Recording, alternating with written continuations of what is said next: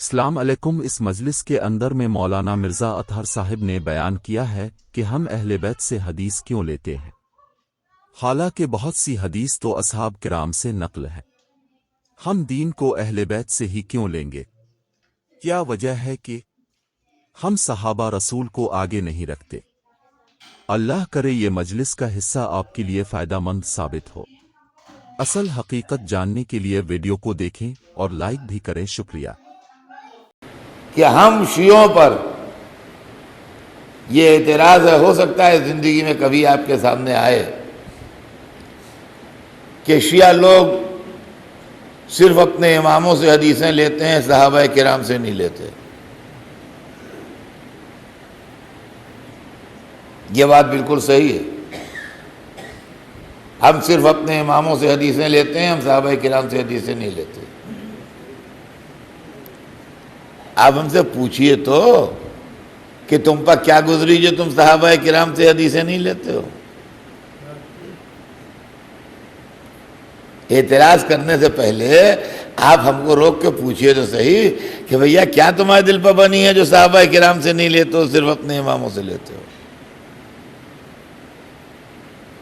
حدیث ہے قول رسول، قول رسول پر ہمارا ایمان ہے، قول رسول پر ہمارا عقیدہ ہے، قول رسول آخرت میں ہماری نجات کا ذمہ دار ہے۔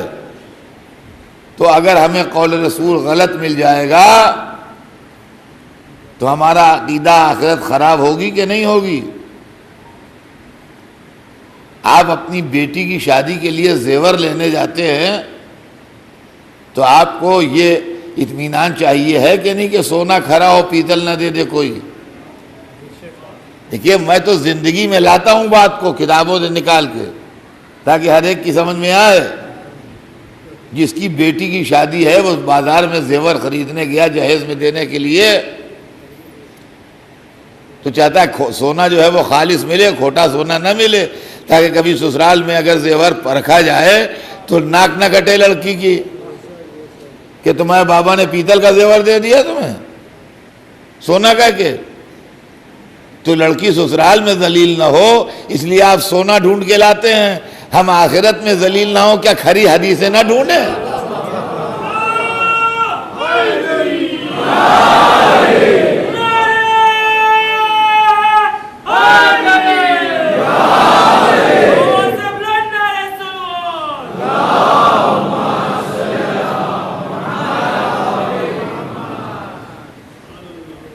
ہمیں بھی حق حاصل ہے کہ ہم کھری حدیثیں ڈھونڈیں، کھری حدیثیں تلاش کریں تاکہ ہمیں صحیح مال ملے۔ اب صاحب ہمیں ڈاؤٹ کیوں ہو جاتا ہے وہ بھی سن لیجئے۔ ایک تو حدیثوں کی اتنی بڑی تعداد سے ڈاؤٹ ہے، ایک بات۔ دوسری بات یہ ہے کہ جو رسول سے ملا ہوا پیریڈ ہے یعنی پہلی صدی ہجری، اس میں بنی امیہ کی حکومت تھی۔ بنی امیہ نے حدیثیں گڑھوائی ہیں، بنی امیہ نے حدیثیں تیار کروائی ہیں، بنی امیہ نے دشمنی اہل بیت میں حدیثیں مرتب کروائی ہیں۔ پھر اس کے علاوہ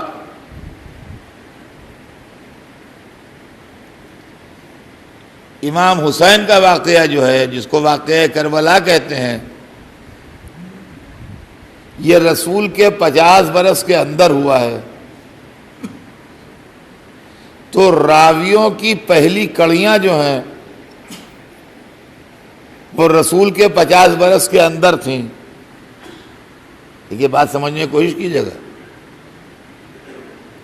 یہ وہ لوگ تھے جو کچھ مدینے میں تھے، کچھ مکے میں تھے، کچھ عراق میں تھے، کچھ شام میں تھے، کچھ مصر میں تھے، دنیا کے مختلف علاقوں میں پھیلے ہوئے تھے۔ یہ 3 کیٹیگریز کے لوگ تھے. کچھ وہ تھے جنہوں نے حسین کے قتل میں مدد کی، تیر چلائے، تلواریں چلائیں، نیزے چلائے، پوری فوج تھی کربلا میں. کچھ وہ تھے جنہوں نے حسین پر ظلم کیے،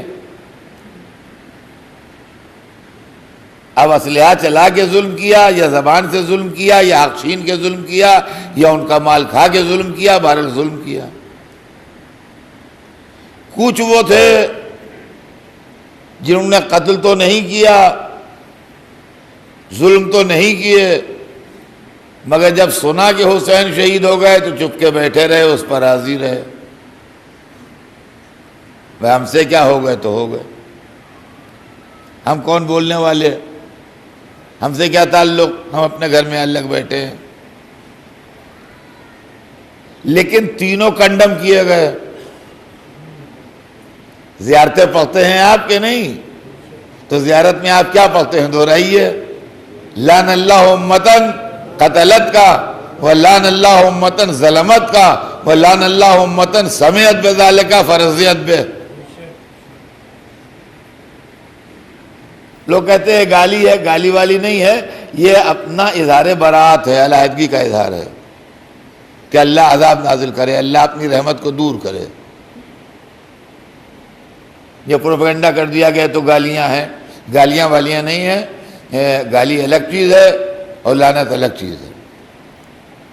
لعنت جو ہے وہ صلوات کے مقابلے کی چیز ہے. 2 چیزیں جیسے واجب و حرام، واجب و حرام جیسے ویسے صلوات و لعنت.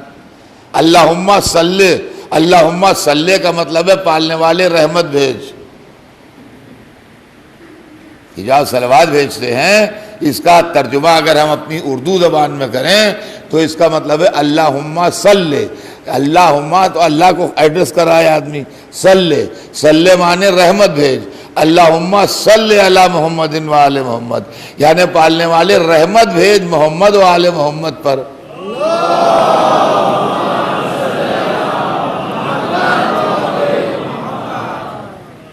رحمت بھیج محمد و آل محمد پر. جب ہم نے محمد کے خدمات دیکھے، جب ہم نے آل محمد کی قربانیاں دیکھیں، جب ہم نے آل محمد کا کردار دیکھا، جب ہم نے محمد و آل محمد کی سیرت پڑھی، جب راہ خدا میں ان کی دل سوزی دیکھی تو ہمارے منہ سے بے تحاشا نکلا اللہم صلی علی محمد و آل محمد، پالنے والے رحمت بھیج محمد و آل محمد پر.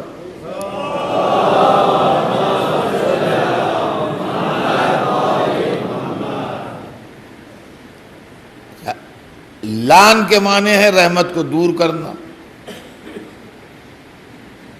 صلوات کے معنی ہے رحمت بھیجنا، لان کے معنی ہے رحمت کو دور کرنا. اللہم لان، اللہم لان کا کیا مطلب ہے؟ یعنی اے خدا اپنی رحمت کو دور کر. تو یہ کوئی گالی ہے بھائی؟ تو ہم ممبر بیٹھ کے بول رہے ہیں، یہ کوئی ان پارلیمنٹری لینگویج نہیں ہے. بندہ خدا سے دعا مانگ رہا ہے، یہ بندے اور خدا کے بیچ کا معاملہ ہے، بیچ میں کوئی 3rd پرسن نہیں ہے. اللہم لان، اللہم لان کا مطلب یہ ہے کہ پالنے والے اپنی رحمت کو دور کر. جب ہم نے دیکھا کہ رسول کے نواسے کو 3 دن کا بھوکا پیاسا ظالموں نے کربلا میں شہید کر دیا، ہمارے منہ سے نکلا اللہم لان قتلۃ الحسین، پالنے والے حسین کے قاتلوں سے اپنی رحمت دور کر. تو ٹھیک نکلا منہ سے، وہ چیزیں دیکھ کے وہ بات نکلی، یہ چیزیں دیکھ کے یہ بات نکلی. اور یہ 2 عمل ایسے ہیں میاں، یہ بھی بچے سن لیں کہ جتنے اعمال آپ کرتے ہیں وہ آپ کرتے ہیں، خدا شریک نہیں ہے آپ کا، نہ اس کو ضرورت ہے. آپ نماز پڑھتے ہیں، معذاللہ اللہ کس کی نماز پڑھے گا؟ آپ روزہ رکھتے ہیں، اللہ کس کا روزہ رکھتے ہیں؟ آپ حج کو جاتے ہیں، معذاللہ وہ کہاں؟ زکوٰۃ خمس دیتے ہیں آپ، وہ تھوڑی دیتا ہے. یہ بندوں کی کام ہے، سب اللہ کے نہیں ہے. لیکن دو کام ایسے ہیں کہ جو ہم بھی کرتے ہیں، اللہ بھی کرتا ہے. ایک صلوات وہ بھی بھیجتا ہے، ایک لعنت وہ بھی کرتا ہے. صلوات بھیجتے ہیں.